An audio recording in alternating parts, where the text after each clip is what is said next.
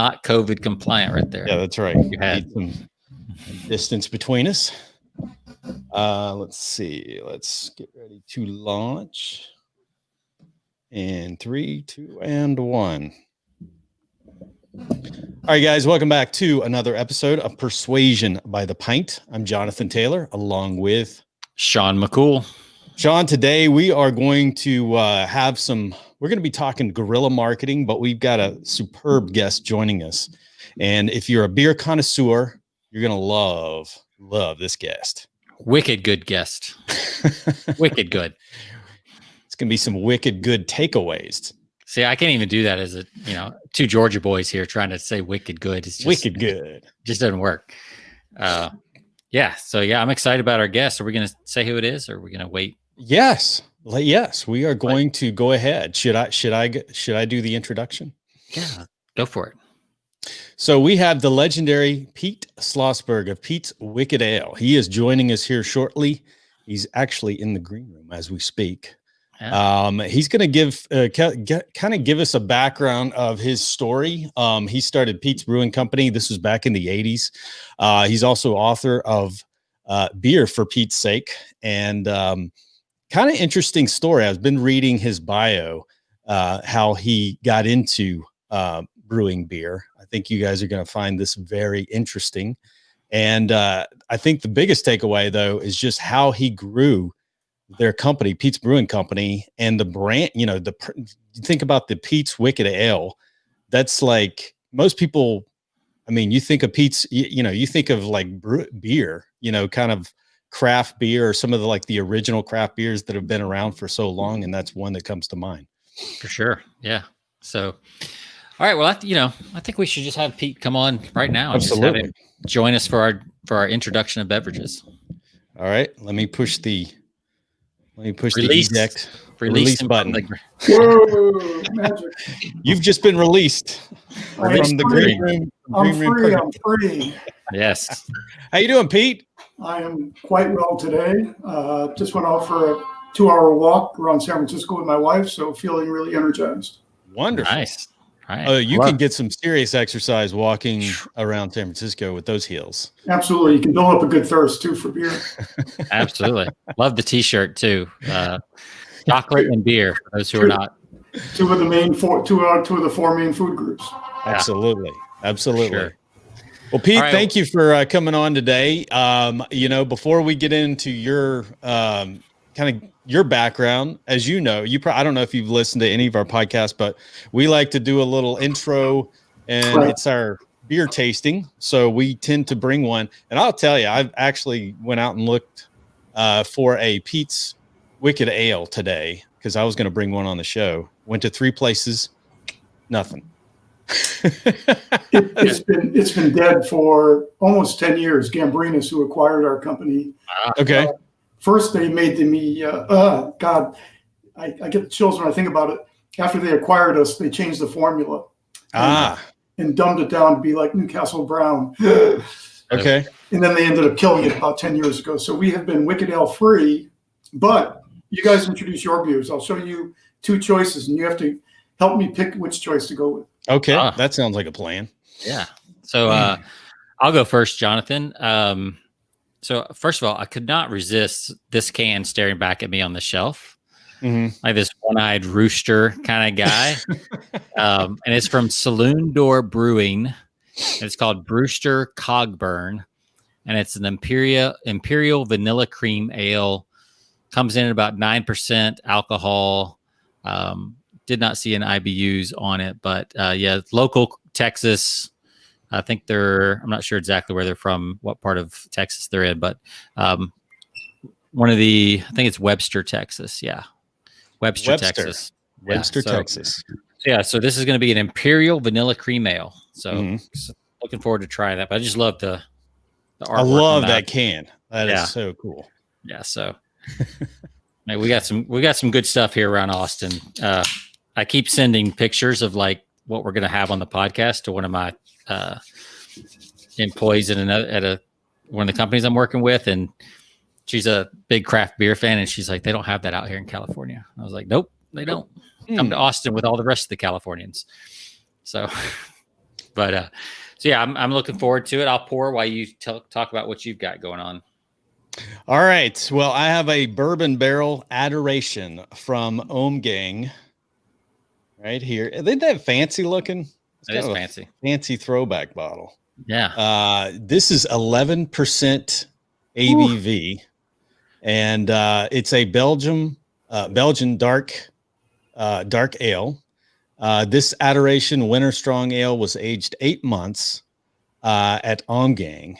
It went into Buffalo Trace bourbon barrels, which I love. I don't know if you're a big Buffalo Trace fan there, Sean. Yeah, I like it.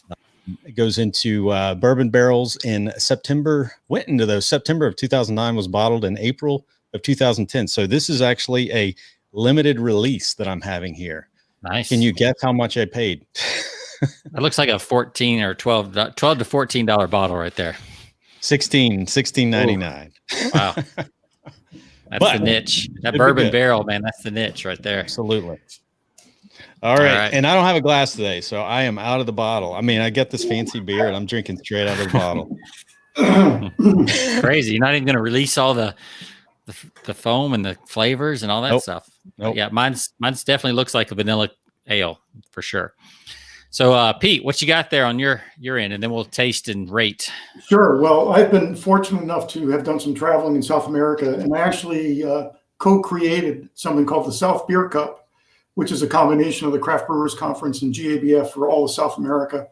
So I've been going down multiple times a year for 10 years now. Mm-hmm. And the winner last year for all of South America was a Brazilian brewery called Lohn, Lohn. And I did a collaboration with them.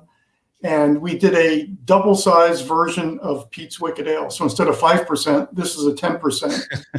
And then the other alternative is a good friend of mine owns a tiny brewery outside of Cleveland called Hop and Frog, and they're masters at making high-alcohol beers. So we did a 3 times Pete's Wicked Ale. So what do you think? A 10% or a 15% today? Ooh, 15. That's a little strong. 15. We want to see this. That would be the highest ABV anyone's ever done on this show. So we called this. I did a double-sized Wicked Ale with Fred at Hop and Frog 5 years ago, and we called it Repeat. I love that. Because this is 3 times, we called it Repeat. I thought we were going to go for 3-peat, but. All right, I got I have a little glass for it. Yeah. Oh, nice. Okay, gents, here's to you. Happy holidays. All right. Happy holidays. Merry Christmas.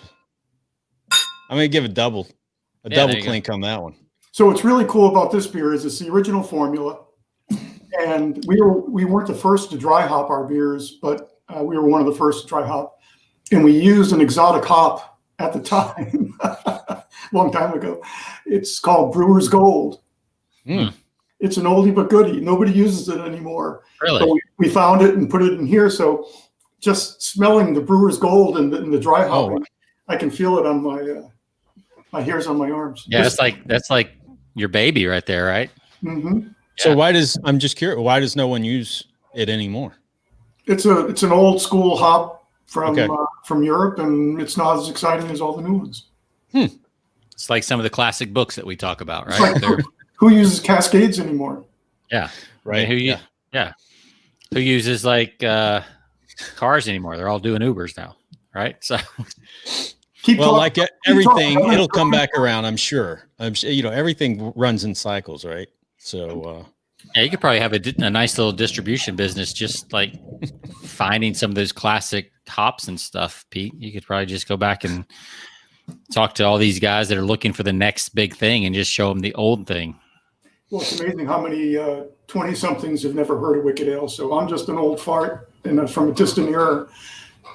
Yeah, but that's the best stuff. Like, I mean, 80s is back, right? 80s nostalgia, just tie into that. And one of my business partners, they're bringing back Radio Shack just online. So, and some of the ad campaigns they're doing are the 80s are back. The 80s called, they want their store back. That was their campaign last year. But so you could kind of do an 80s revival. I know you sold the brand, but if we get to it, I'm going to pull out some of an item I use for guerrilla marketing that its origin was in Radio Shack. Absolutely. Oh, cool. Well, listen, you've been doing craft brewing before craft brewing was all the rage. So I want you to before we jump in, why don't you give us a little bit about your background? Because you started back in the mid '80s, and we're gonna venture in. We want to hear your background first, because you got a really cool story. I kind of teased at the beginning. You didn't originally start out in beer. No. Started out in something else. Matter of fact, in college, I never drank beer. I never drank alcohol. And I like to say, I never drank until I met my wife, and she drove me to drink. But in the beginning, it was just cheap wines, because in the 70s, the beers that were available were just the big brewery, no taste beers. And I didn't care for that. Right. But, right. But I ended up getting an engineering degree in space mechanics and propulsion. So I'd like to say it doesn't take a rocket scientist to make beer, but it doesn't hurt. I like it.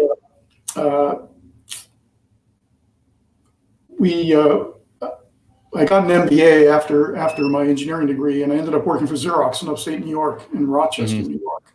Mm-hmm. Horrible place to be. But there are a lot of grapes up there, and I slowly got into wine, and really liked making wine or drinking wine. And a friend of mine at Xerox poured me a wine one day, and I said, "This is great. Whose is it?" And he said, "It's mine." I said, "What do you mean it's yours?" I said, "Yeah, I make it in my cellar." So he took me down and showed me how he was making wine, and I got really excited about that. Our apartment in Rochester was too small, but I got transferred to California. Ended up going with a telecommunications company in Santa Clara in Silicon Valley. Mm-hmm. And when we moved out here, I told my wife, "Boy, if we have extra room, I want to learn how to make wine." So being in the Bay Area, we went to a mecca. It turned out to be a mecca of home brewing. Little did I know. But I went there for wine. I got Cabernet grapes from Napa Valley, the equipment to make wine, and hand squeezed 200 pounds of grapes. The stains took forever to come out of the hands. And after fermentation, I put it in bottles. I realized, crap, I got to wait, 3, 4, 5 years to drink this shit.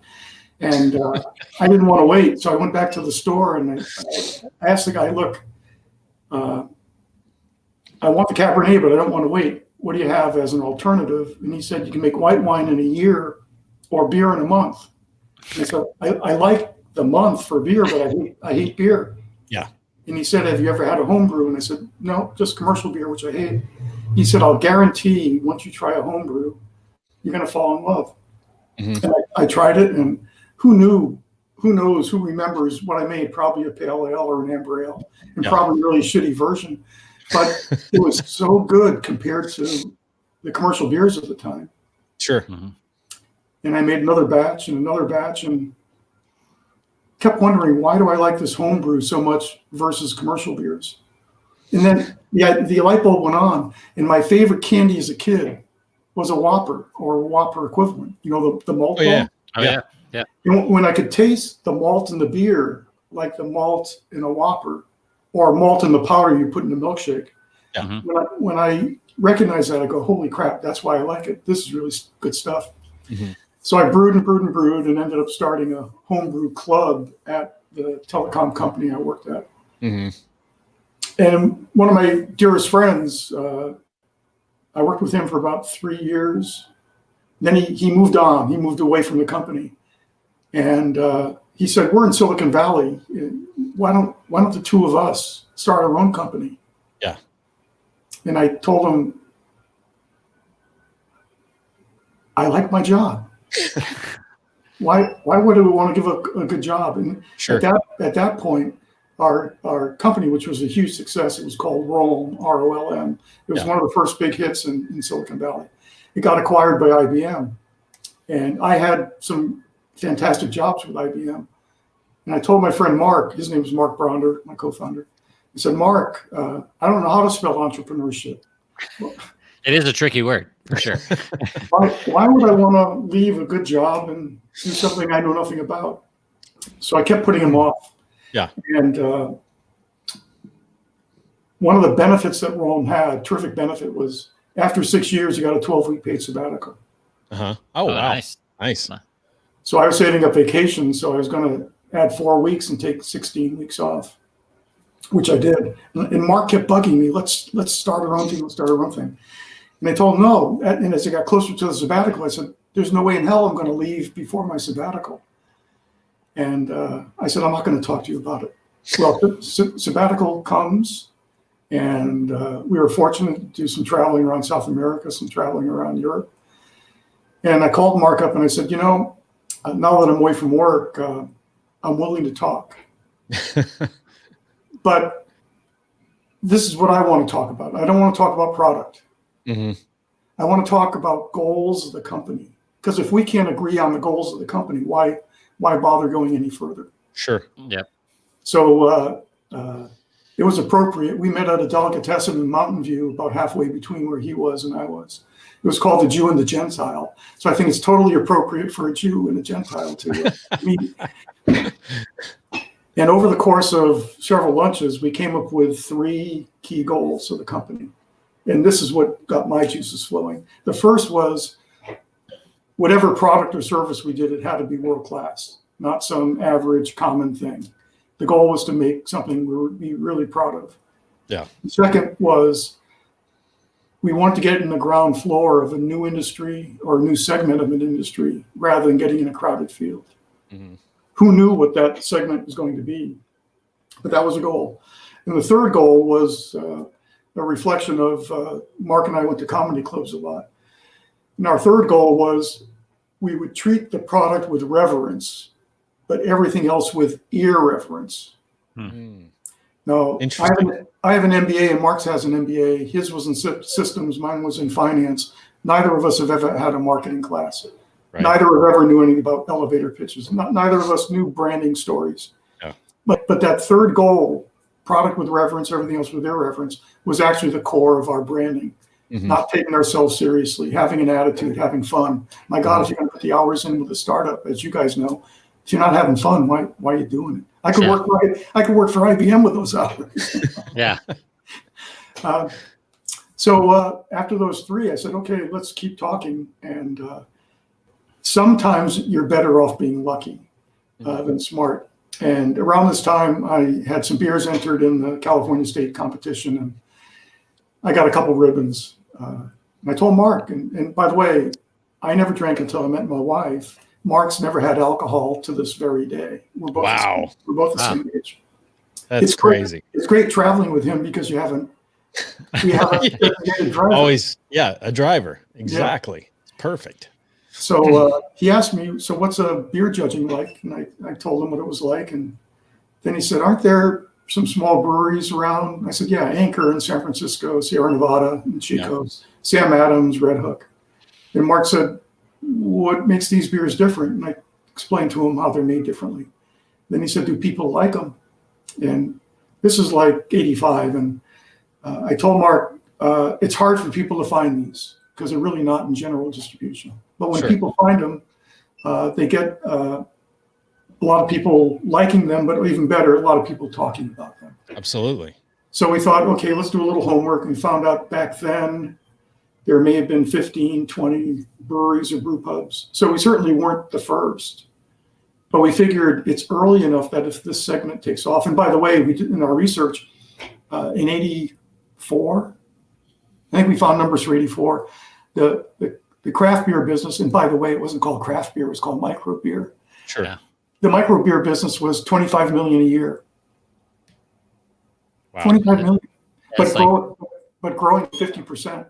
Yeah. So we thought, okay, we won't be the first, but it's early enough that if it continues growing, that if we can achieve goal number 1 of making a world-class beer, and number 3, if we can have some fun with this and differentiate ourselves, because everybody else out there, they were generally making great beer, but they were too bloody serious about themselves. We said, screw this. Let's put some humor and attitude behind it and see where it goes. Yeah. So we ended up talking about a lot more things, and ultimately we started shipping beer in December of 86. Sure. And then just to finish the thought, who knew whether the beer was any good or not? And Mark, not being a drinker, he was really nervous about it. But we entered it at GABF in 87. And there were 2 competitions at GABF back then, the professional competition, and then a consumer preference poll, which they've gotten rid of, thank God. But visitors with their ticket could vote for their favorite beer. So in our first GABF, 87, the professionals judged us the second best ale in the country, and the consumers judged us the number one ale in the country. So that's pretty effing cool, too. Oh, yeah. And it gave Mark a little more confidence that the beer was going to be okay. Yeah, that's cool. So for our listeners, I just pulled up the old Google, and so you said 25 million in 84, right? Was the market cap size or the market size? That was 25 at wholesale, 50 at retail. Okay. So let's see. The most recent one I'm seeing here is it's now 29.3 billion just for the craft segment. Just a little bit of growth. A little bit of growth, yeah. That's amazing. So yeah, you talk about ground incredible. floor. Yeah. I think it's Richard Koch that talks about the STAR principle. He has a book called The STAR Principle where he talks about, those type, kind of the same thing. Like you want something that's world class and in an in-demand growing field. So you would have definitely been one of his, star companies, back then. So I was lucky enough to find another one after we sold in 98. I had to work 2 years with Gambrinus, the acquirer. Mm-hmm. And then in 2000, finally I had some free time, and I had become a good friend with Pierre Celis. Do you know that name? Mm-mm. You're in Austin. My God, you must have heard of Celis Brewing. I'm new here, so. Okay. Pierre Celis was the guy in Belgium who he invented Hoegaarden Wit, the white beer style, Blue Moon. Yeah. So Pierre created Hoegaarden Wit back in the 60s. Anyway, he was a famous guy, and he invited me to Belgium, but I never had time to go until 2000. And it was great to have him as a tour guide because you got the inside view of many breweries and pubs. But I also discovered chocolate, and I couldn't understand why Belgian chocolate was so bloody good and the chocolate we had back here was shit. And I studied it and found out why. And I found the dynamics of craft chocolate in 2000 were the same dynamics of micro or craft beer back in the 80s. So I started a chocolate company, hence the chocolate and beer. I started a chocolate company in 2000, Cocoa Pete's Chocolate Adventures, to try to get on the ground floor of craft chocolate. Very cool. So is that still going on? Is that still a active endeavor? We sold it after 7 years, and second time the acquiring company killed it. So no more Pete's Wicked and no more Cocoa Pete's Chocolate Adventures. Wow. I have to say, I agree though. Belgium chocolate is absolutely phenomenal. When I lived in Germany for a few years back in the 90s, I traveled to Belgium, got their chocolates, and they were just so good. I actually sent some home. Yeah. They were just crazy good. What is it? I don't know what it is they do that's so much better. Well, but you're absolutely right. We're compared to U.S. chocolate, no comparison whatsoever. Well, just to close it quickly, I mentioned before why I liked homebrew but not commercial beers. That was the taste of malt. When you could taste it, it became, it was great. Yep. In the EU, to be called chocolate, dark chocolate, let's say, you need a minimum of 35% real cacao. In the U.S., the minimum is 15%. So the U.S. chocolate companies, just like the U.S. beer companies, use adjuncts to take away the flavor of the key ingredient. Which is so weird. Yeah. It's like, why would you take away the key core flavors? That doesn't make sense to me. Is that just for a production cost cutting? Absolutely. It's just cost savings. Absolutely. Yeah. That's crazy. Yeah. They don't understand, I guess they understand marketing because they have a huge piece of the market. So they're pretty good. They're pretty good at sales anyway. I'll say that. Maybe not marketing.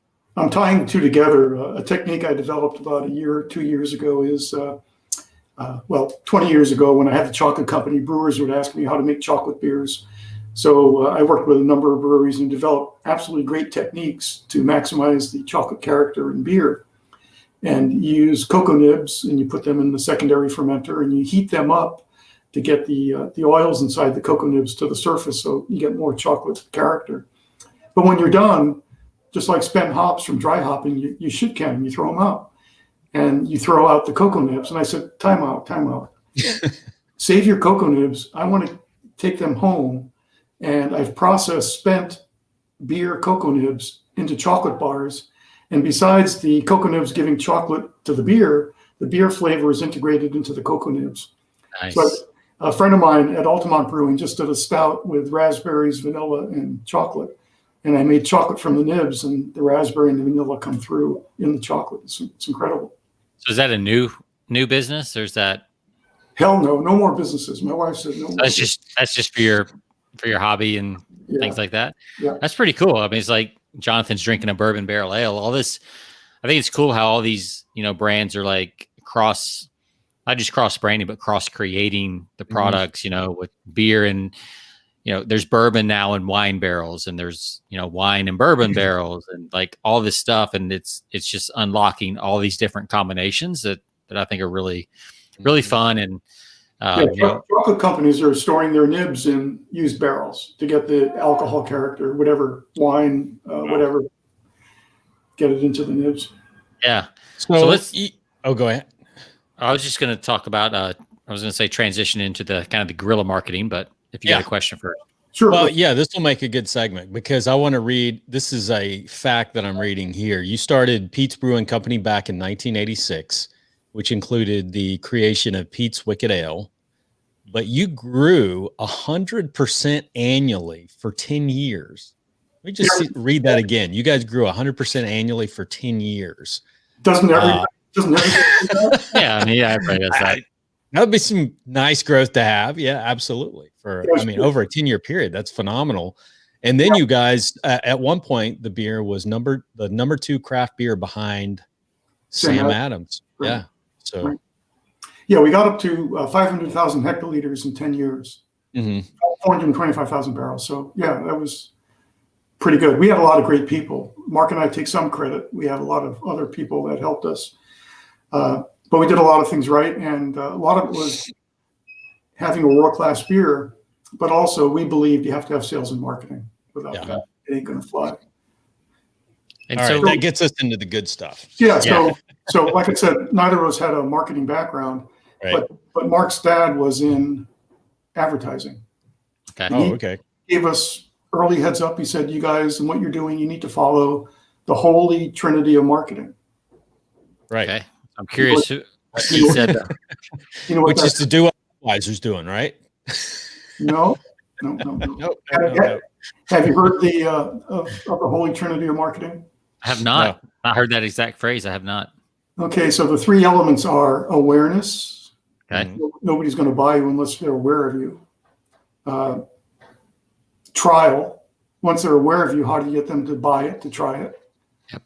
And then the third one is repetition. Once they buy it, how do you get them to buy it again or tell others to buy it? Okay. And Mark and I talked about this and talked about it. And it actually started quickly not only becoming this concept of 3 things, but it became our reality and ultimately our Bible. We wouldn't make a business decision unless it affected awareness, trial, or repetition. It also helped not having any money. Yeah. So for awareness, we knew we'd have to stand out on the shelf. Like that can you had with the rooster. Right. To me, that's brilliant. Yeah. So because we couldn't hire an agency to do our packaging, we wanted to be visually completely different than everybody else. So I had a white bull terrier, same breed as Spuds MacKenzie, and we can talk about Anheuser-Busch coming after us. But we put a white dog on a purple background, and you could see this thing from 15 feet away. Your eye immediately went to it. Yeah, because I mean, absolutely. Because in the 80s, I mean, everybody was white and blue and probably gold or beige, right? I mean, that kind of I mean, that was the packaging, right? And so to have purple, that was just way outside the box for the beer industry. So that's crazy. That dog, you had that dog on there before they came out with the Spuds. That was before the Spuds MacKenzie. 2 years before Spuds. I lived out in the mountains and I had a satellite dish, and Mark was over the night that Letterman had Spuds come on, the introduction of Spuds MacKenzie on Letterman. And we looked at each other and go, what the fuck? And they actually came after us with a cease and desist, and we spent a ton of money. You're kidding. And about 1.5 years of time before they ultimately wrote back saying, no problem, you can keep the dog. Well, oh, wow. We went to our lawyer and said, if they don't have a problem with us, should we have a problem with them and go after them? And our lawyer said, sit down, calm down, take a deep breath. Sure. At the time, Pete's Wicked was only available in California. So the best we could hope for would be to prevent spuds from being used in California, which still would have been cool. Mm-hmm. But then the lawyer said, and you'd lose your company in legal fees. So what do you want to do? Do you want to stay in business or move on? So we moved on. And actually in that time period with our growth, we started having some income. So we actually went to an agency in San Francisco to create a new label. And with the new label, we ended up getting the Clio Award for the best beer label on earth. So that was pretty cool too. Yeah, that's pretty nice. Yeah, Clio Award. That's a big honor for sure. Yeah. That's a pretty good attorney that he said, I don't need all of your money. I'll just keep some of it. And trust me, you don't want to fight Budweiser because they've got some deep pockets. So yeah, be happy, right? Yeah. So you had this trinity of marketing, and we wanted to show that we had an attitude, not just having a dog on the label, but sure. How do you demonstrate humor or attitude? And we said we need to come up with an adjective for the name. Any other brewery at the time would have called it Pete's Ale or Pete's Brown Ale or Pete's Dark Ale, but too boring.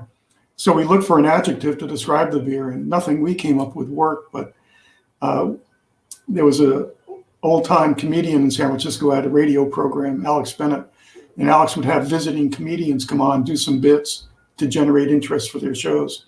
And Bob the Bobcat Goldthwait was on and yelled and screamed, "Wicked this, wicked that." And we looked at each other and we go, "That's it. That's going to be our hook." So we called it Pete's Wicked Ale. And for trial, it's amazing just to watch people in the store. You could see their eyes go to the purple color, mm-hmm. and they pick it up. And we sold 1 billion bottles of beer, and I'd ask people, "Why'd you try it the first time?" And 99 out of 100 would say, with the name Wicked, we had to try it. Yeah. So Sean and I talk about that all the time. We pick beers off the shelf for a lot of times. What is it, Sean? Name, label. Yeah. Those are the first things that come to mind when we actually grab that off the shelf is the label that we see. And then that that's the introduction right there. I've been a 5-year mentor at an organization called SCORE. SCORE is an affiliate of the Small Business Administration. And people all the time, when I coach them, they say, "What do you think of my packaging or my label?" And my response will be, "Well, I'm not good artistically, so I don't want to give you my opinion, but here's what you should do. Take your product or a mock-up of your product, go into a store, put it on the shelf in the set and take a picture, and then go to 10 people you don't know and ask them to look at the picture. And if they don't see your product first, you have the wrong packaging." Mm-hmm. That's great. That's a great tip. That's that's big. Important. Yeah. People you don't know, not friends and family, right? Yeah. So just to give you some examples of guerrilla marketing, besides the original of using a dog being different, using Wicked being different, our second beer was Pete's Wicked Lager. And any other company would have had an announcement. Here comes Pete's Wicked Lager. Mm-hmm. But again, that's too boring. So we created a sell sheet with a doctor in a delivery room. And the title of the sell sheet was Born Wicked. I love that. Nice. And a scrub top. Yeah, I like it. Instead of a T-shirt, we sold these scrubs. And the wholesalers, when you're a tiny company, how do you get wholesaler salespeople to give you any mind share? It's impossible. When they saw this, they were all jumping up, high-fiving each other. And this little expenditure went a long way for giving the wholesaler confidence that they could support us. Yeah, that's for those, a lot of our listeners probably have never really gone down the retail route and all that's required for that. And, it's all sales, right? You got to sell those people so that they help you with distribution and things like that. And they get paid on commission. So what's the incentive to sell 1 case of our beer when they can sell 100 cases of Bud or Miller? Yeah. So what was the incentive? I mean, was it just to be part of something cool, or was it? It was the incentive was being memorable. That's my message all the time. Be memorable. If somebody is trying to think, what should I offer a retailer or whatever, you want to be in that list of 5 things they offer, and you gotta go out of your way to be memorable. And that's what guerrilla marketing is. It's doing things to not necessarily give people the financial result they want, but it makes them feel good about supporting your product. Yeah. So what are some of the ways that because obviously over 10 years, you're growing, you're constantly growing, by 100%. What are some ways you continue to innovate, being memorable? Okay. In the early 90s, my job with my name on it, I was the outside guy, and I'd go around and distributors would say, go to restaurant A and bar B and et cetera, and say, thanks for carrying Wicked. And I'd go in unannounced and just want to hear how they describe beer. And typically we have Bud Light, Miller Light, and Coors Light. And I like to have fun with people. So I'd say, don't you have anything with color, taste, or aroma? Then they'd finally say, yeah, we have Pete's Wicked, Sam Adams, Sierra Nevada. Then I'd say, if you had them, why didn't you mention them? And it's great having an engineering degree and an MBA, but they don't teach this shit in school. And ultimately, the servers or the bartenders who make money on tips, they want to look good in front of the customer. Mm-hmm. And if they said they had Pete's Wicked, they would be afraid that I, the consumer, had never heard of it. So I'd say, oh, Pete's Wicked, great name. What's it taste like? They had no way of describing craft beer. Mm-hmm. And that just totally upset me because we spent so much time and money getting the company up and running, creating a beer, creating a brand, getting it in distribution. And then the ultimate salesperson doesn't even mention it. So I took a challenge. How can I make beer education accessible and easy? So I created Pete's Landscape of Beers. You can find it on the internet. And literally with this chart, I could make anybody a beer expert in under 10 minutes. Wow. And I've done it in as short as 6 minutes. We need that. And so we should have had that a year ago, man. Seriously. I can't tell you how many distributor Salesforce meetings that we went to. And I went through this with the Salesforce, and let's say there are 20 in the audience, at least 5 would come up afterward and said, I've been selling beer for 20 years. This is the first time I ever understood what's inside the package. Wow. Again, that's awesome. Memorable. They remembered us because we gave them something of value without giving money. So that's one. Who are you educating here? Were you educating? I got to finish. Oh, go ahead. So from a guerrilla marketing perspective, that was great for guerrilla marketing because it took time to create that, but not a lot of money. Right. Then everybody said you have to have a T-shirt. So we did T-shirts. Mm-hmm. Can you see it? Nice. Can you see it? Yep. Yep. Yeah, it's the landscape. You got it on the T-shirt now. Can you see what's wrong with it? I can't because the camera's backwards, a little blurry. right? It's backwards. It's upside down. Oh, okay. So we printed it upside down because if you're walking on the street and you see something that's weird, like something upside down, you stop. That's right. So besides, I like to say you have to be memorable what you do. I like saying you have to force people to do a double take. Well, it's we talk about pattern interruption. That's a good pattern interrupter. So people would say, hey, that's a cool shirt, but you printed it upside down. You have a misprint.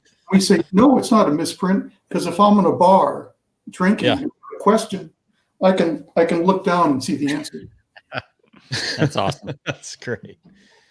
Yeah, so that's cool because you're right. You're absolutely the mind, our brains get wired into seeing the same thing over and over again. If you introduce something that's completely different, you're interrupting that pattern. So with the Pete's Landscape of Beers, this was so effective in the world of craft beer, micro beer. So who are you? So your point was in introducing this was to educate a lot of the people at restaurants and bars who really didn't have a good educate or really didn't know how to explain.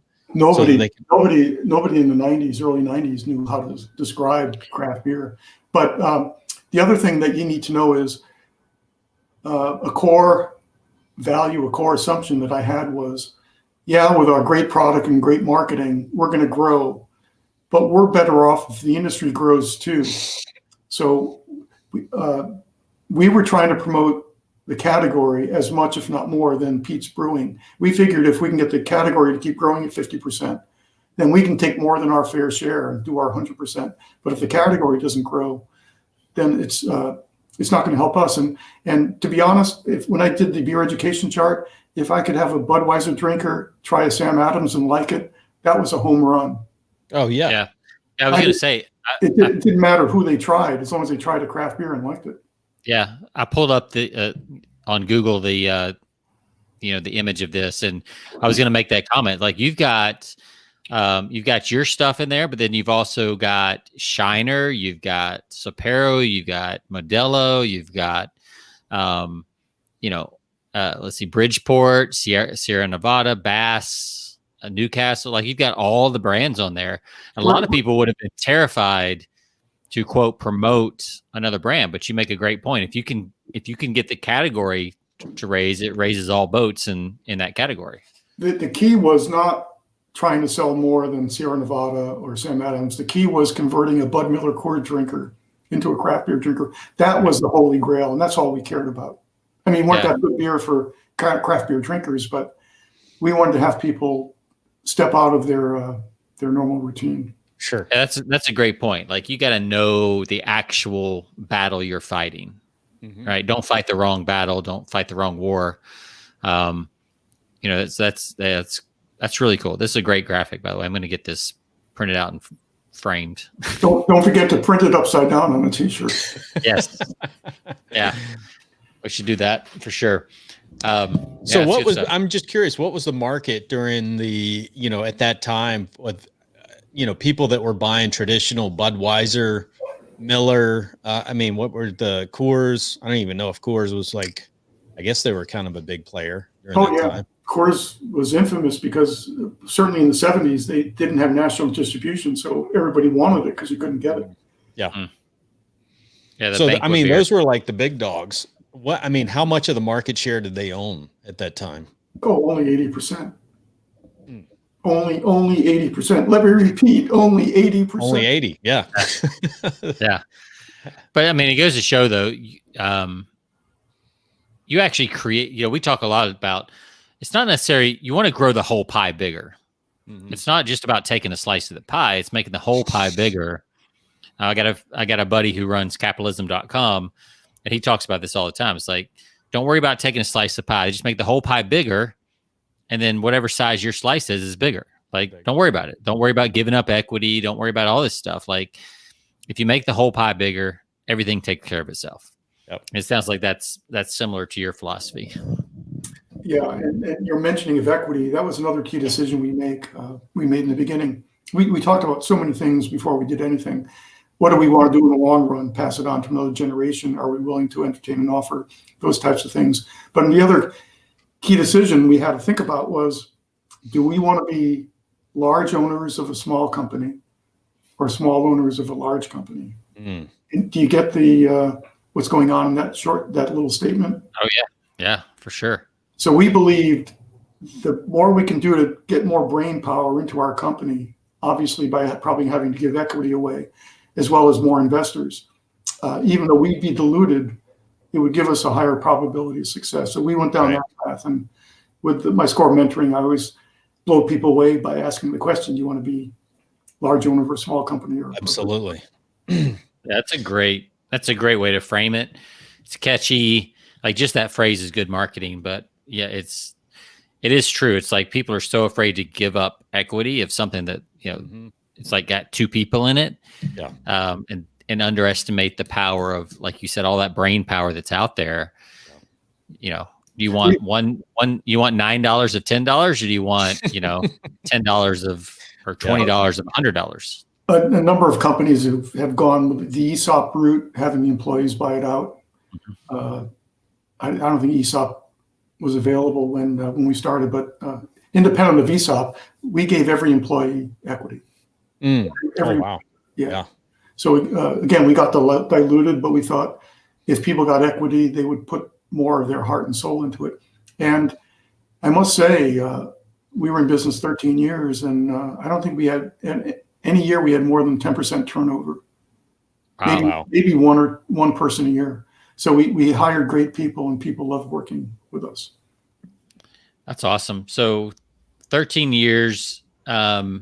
what were your biggest, we're starting to kind of head towards the tail end of the show here, but like, so what were your biggest takeaways from that journey? And even, if you want to get into chocolate too, but just your entrepreneurial journey, like what were your biggest takeaways that either from a marketing standpoint or just as a business owner, entrepreneur that you'd want to share with the audience?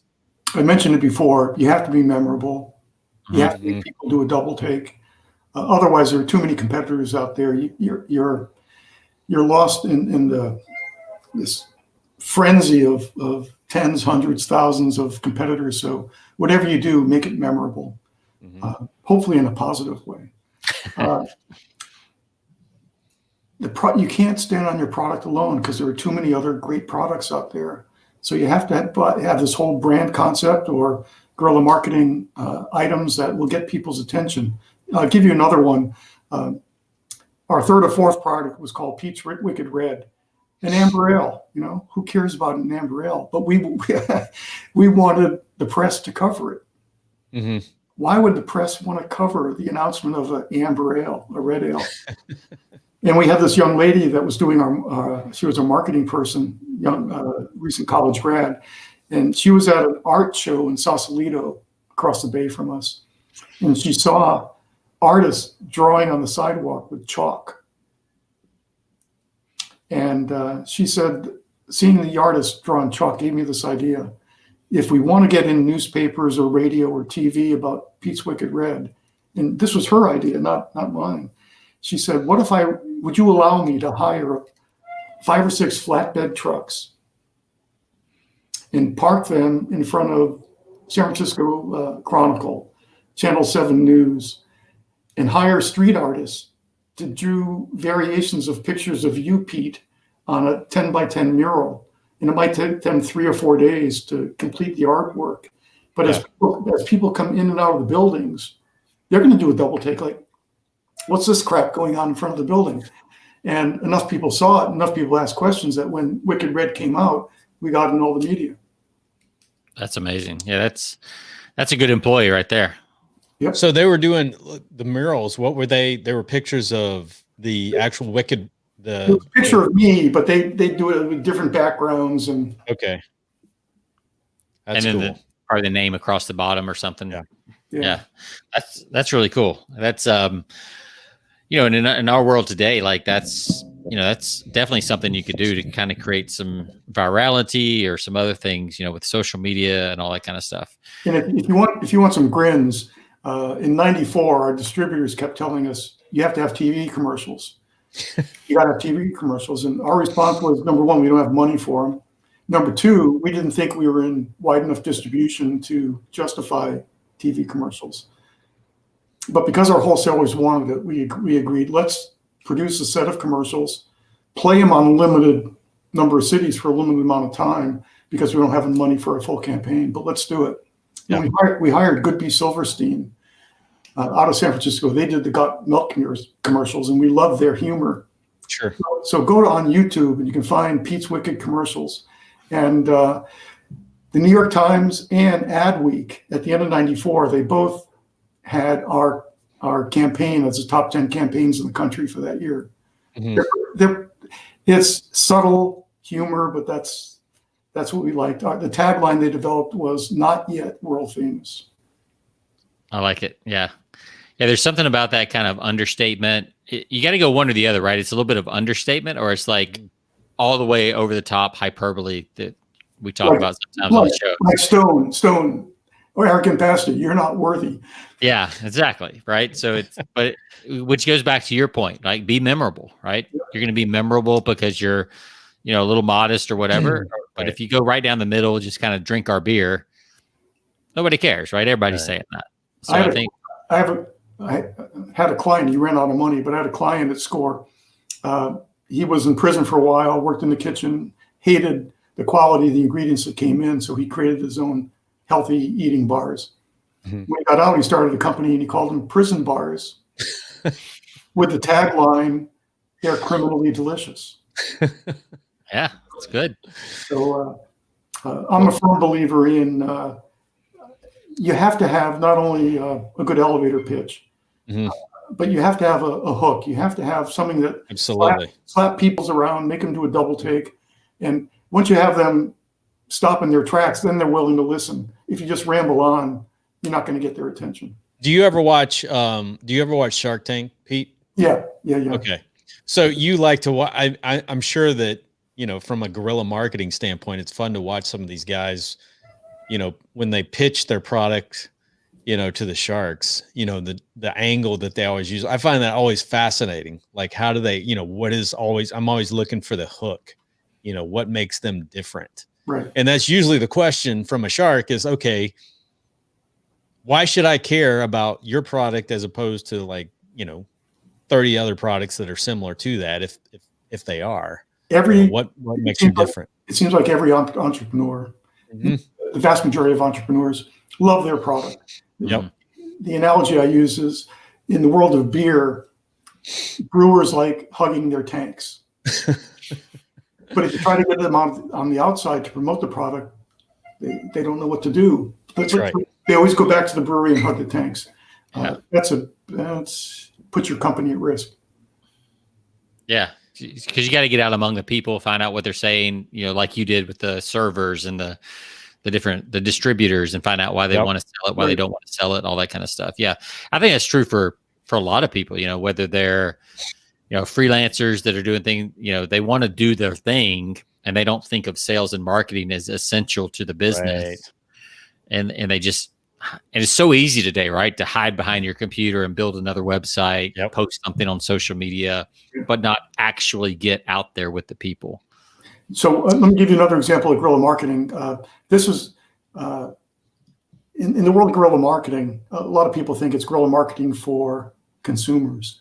My view of the world is you have to have guerrilla marketing for every touch point that you have, whether it's the wholesaler, retailer, the media, suppliers. They're all touch points, and you have to get their attention. So one of the things we did for our employees, and they bitched and moaned, they hated this, but when we sent out, we had 140 employees. But when we hired somebody, alongside the offer letter, I included 3 beer books and a beer test. And in the offer letter, it said, your first day at work, you have to pass this test. If you don't pass, you don't go to work. Wow. And the bitching and moaning that the salespeople did, and everybody else too, is amazing. But once they went through the process and had time to think about it, they thought, that's the best thing that ever happened to us. Why did they say that? They said, we're going to work for a company. It has a name, Pete's Brewing Company, but we're selling beer, and the company expects us to know how to talk about beer. Yeah.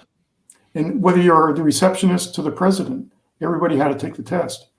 So that was just an indication to employees that maybe they did make the right decision to come to this company. Well, I mean, it sets a standard of excellence and sets an expectation that, like you said, this is what we do. Our name's on it. My name's on it. I expect you to know this stuff. Like, that's why we hired you, right? To further the brand, to further the industry. So that's great. I mean, I think everybody could do something like that. And I've never worked for a company where that kind of standard has been set on day one. So that's really cool. Yep. Let me just give you a couple things for chocolate. So I showed you the landscape of beer. Right. So this was so effective with craft beer that when we started a craft chocolate company, nobody knew what craft chocolate was. So I created an education device for distributors, retailers, and consumers to understand what makes craft chocolate different than Hershey's, Mars, and Nestle. But then to promote it, with beer, you can't give out samples in grocery stores. Yeah. In the world of chocolate, you can give out as much as you want.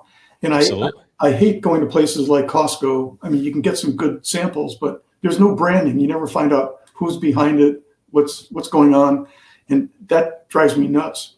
So when we started selling our chocolate, I would go into the grocery stores, put a table out, put the chocolates down, and then hope to talk to people. And what I found was people would walk by, they'd stop, they see the chocolate, they grab the chocolate, eat it, and keep walking. So no communication. So I needed to do something to make people stop and do a double take. Okay. How do you do that? So when people would try our chocolates, many times, both male and female, what would happen would be chocolate goes in, the head goes back, the eyes close, and you hear a little bit of a moan. Yeah. So I mentioned Radio Shack before. So I went out to Radio Shack. I got a digital sound level meter and put it in a purple housing and called it a monometer. Nice. And That's great. Put the monometer next to the plate of chocolates. People would come walking by, they'd stop, they'd grab the chocolate and start to walk away, and they'd say, "Wait, what's that purple thing?" And I'd say, "Oh, you've never seen a monometer before? I thought they're everywhere." So our chocolates are so good, you're gonna moan. And not only are you gonna moan, I can tell you the decibels of your moan. So people would try it and they go, only 40 dB? 60 dB? And you go higher and higher. Of course, when you're making noise in a grocery store, what happens? People come over. Oh yeah, people are like wondering what's going on. Yeah. Hold that. Can you hold that thing up one more time? Just hold like the front of it, because like, that's something you had just kind of built as a casing around. It's just a purple plastic casing with letters. That's awesome. Because I see the little area where you've got the O, and there's like an opening there for the microphone. Yeah, that's really cool. That's awesome. So you got all these people gathered around your chocolate table moaning. So they're like, "I'll have what she's having," right? Mm-hmm. The old "When Harry Met Sally" line. So another 80s reference. To me, whether people liked our name, Cocoa Pete's Chocolate Adventures, they like our packaging or like the chocolate or like the monometer, it didn't matter which one, as long as it was memorable. Yeah, as long as they took the chocolate home, right? Yeah, that's amazing. All this stuff was going on before you were doing all this stuff before the age of, I mean, you got YouTube and social media and all this stuff today. I mean, people say, well, you got to do all that. But I mean, listen, you were out there hustling before, the advent of all these social media platforms, and you were making it happen. So at SCORE, people ask me all the time, so how should I be spending my money on social media? My answer is don't spend time. Right. Because most people don't have their story together. They don't have a compelling story. So I take people through a whole exercise of elevator pitches, hooks. You need to develop things that will actually make people stop and listen. Otherwise, they click through the pages. Sure. Well, as we wrap up here, Pete, so I'm curious, like, what are you up to these days? Like, just hanging out with the wife and taking 2-hour walks, or you got anything else going on? Well, during COVID, there's not much. Really That's true. You are in California. My calendar, I kept my calendar the way it was, just to tease myself. But because of the work I did in South America, creating the South Beer Cup for all of South America. Now each country has its own conference and competition. Mm-hmm. I'm going to South America 4 or 5 times a year, and I judge and speak in Europe and in Asia. So beer's been quite the life for me, even though I'm not. Yeah. You were recently named the ambassador of Latin American craft beer to the world. Wow. That's pretty cool. Yeah. And they keep beating me up because I can't speak Spanish. Yeah. You should get like a really fancy hat and shoulder epaulets and like the whole thing for, get you like a general's jacket from South America and be the ambassador. Well, in 10 years in South America, they've come such a long way. And countries like Brazil, which have products, ingredients that you've never heard of before, including different woods for barrels, what they can do down there is just fabulous. So I got to ask on behalf of kind of my buddy and myself, but you've got a little bit of an eye for spotting like these types of opportunities. What do you see right now as kind of the next either craft beer, craft chocolate type opportunity? Or have you seen one? Part of going around the world is looking for things that locals like that don't exist anywhere else as a possibility. Right. And there are some things I've seen in South America that could work out, but nothing as strong as craft beer and craft chocolate. Those are just two industries that were crying for innovation. Sure. Yeah. Yeah. I mean, yeah. And the fact that you were able to tap into both of them is pretty amazing. So, I know there's a lot of stuff out there, but yeah, I just had to ask, like, if there's another thing coming, because I've got several friends in kind of the product space that love coming up with new product lines and food brands and all that kind of stuff. Well, my wife won't let me do a startup again because it's 80-hour weeks and it's not work, but it's a lot of hours. Do you still do guerrilla marketing, teaching, training for companies out there that are, or with SCORE? I'm a mentor at SCORE, so I have I work 1 day a week at SCORE and see X number of clients and just try to coach them. And I created a guerrilla marketing class for SCORE and an elevator pitch class for SCORE. Those are, and now it's in the mode of trying to give something back. I mean, I suppose I could be a paid consultant, but who wants the hassles? I have enough scars on my back that I like to have people avoid them. And I'm sure you got paid very handsomely when you were, Pete's Wicked was purchased. So I'm sure you're pretty much set. So no question, I did okay. But just to reinforce, every employee had stock too. So we got diluted, but I'm not complaining. Yeah, sure. So I was going to ask one more thing. What was that I was going to ask? I don't know. I forgot. I'll mention, Sean and I talk about, there's a book out there that we reference a lot of times called Blue Ocean Strategy, which is, it's exactly, I mean, your whole story was like a blue ocean strategy, and the whole premise of the book is, instead of competing with other brands out there, go out and create your own brand, or go out and create your own niche, your own market. And so, instead of like fighting, all of the sharks in the ocean, create, in the red ocean or whatever, go out and create a different pond or a different ocean. Why go to the competition? And that's exactly what you did. You created back in the day before so many of these craft brands, that we're seeing today. You were early on in creating like a whole new market. So I think just to tag on to your comment, what you're saying is fine, but insufficient. Creating your own niche is one thing, but if you show success, all the sharks around you are going to jump in. Right. So whatever you do, you have to do it from a perspective of something you can own. In the case of ours, it was Pete, because there's only Pete, and it was Wicked because we owned Wicked. So nobody could infringe on those two spaces. So whatever you do to try to carve out something, don't do it in a way that you can own it. Yeah, it's a great point. So I know what I was going to ask. We didn't get to rate our beers at the top because we got right into the conversation. So, but sometimes rating the beers afterwards is good. Sure. Now, Pete, I know yours is after your own formula. It's dialed up a bit with 15%. Woo! Yeah. So right.